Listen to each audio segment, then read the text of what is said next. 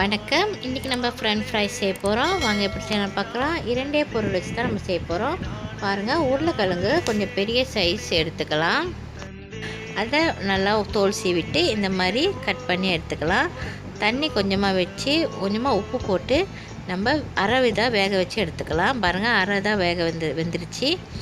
இப்போ நம்ம தண்ணி வடிகட்டி எடுத்து வச்சுட்டு ஒரு தட்டில் அதில் நம்ம கொஞ்சம் ஐஸ் தண்ணி இல்லைன்னா நார்மல் தண்ணிலையும் இந்த மாதிரி அலசி நம்ம வடிகட்டி எடுத்துகிட்டு சோள மாவில் நல்லா டிப் பண்ணி இந்த மாதிரி எடுத்து தனியாக வச்சிடலாம்.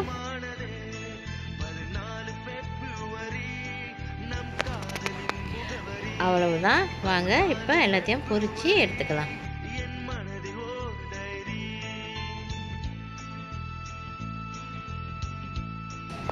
பாருங்கள், நல்லா பொன்னிறமாக பொரிஞ்சு வந்துருச்சு.